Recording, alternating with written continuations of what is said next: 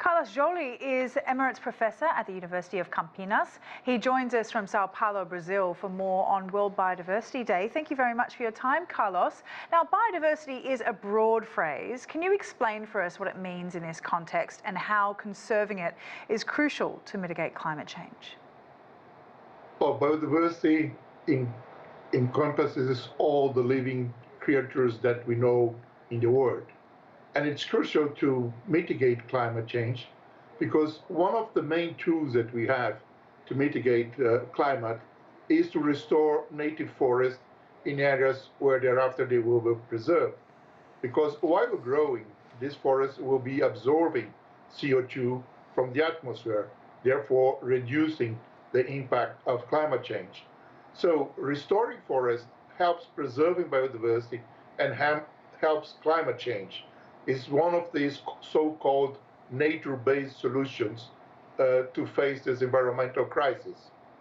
So what are the links then in terms of how biodiversity increases risks of disease and also poor nutrition?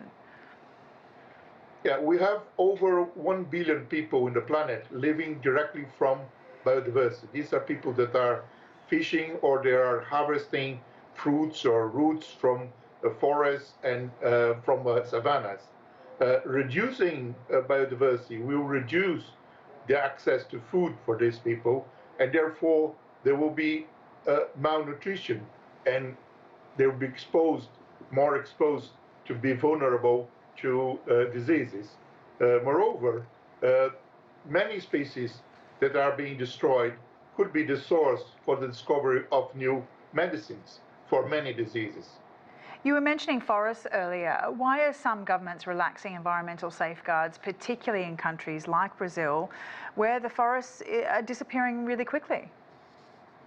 Yeah, unfortunately, this is the trend in this government. It's not yet too late to reverse the trend of losing the Amazon forest, but if we don't change it completely, the approach of the government in terms of conservation, probably during this decade, we'll come to a turning point where the destruction will be not more reversible. In Brazil, so we need a change in government in the next presidential elections to have a change in the way that environment is treated and get a legal framework imposed again.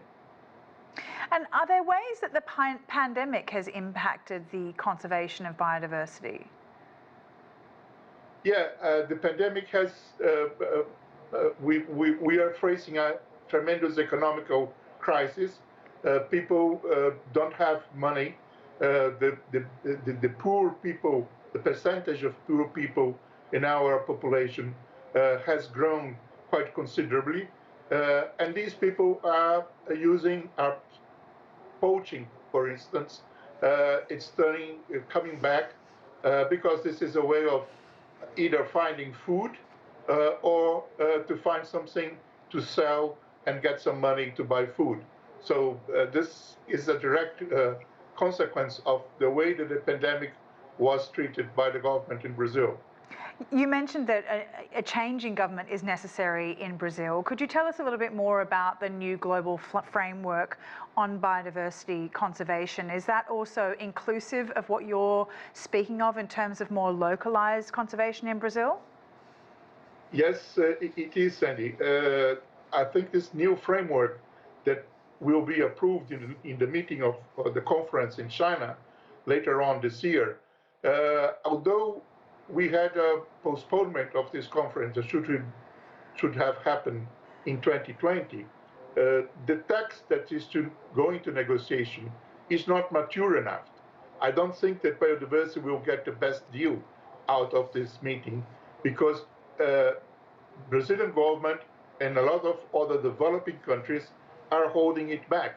They're afraid that this will bring new legal constraints to the way they treat the environment here. That is to expand crop plantations and ranching into forests and clear new areas of forest instead of using areas that have been abandoned and could be recovered.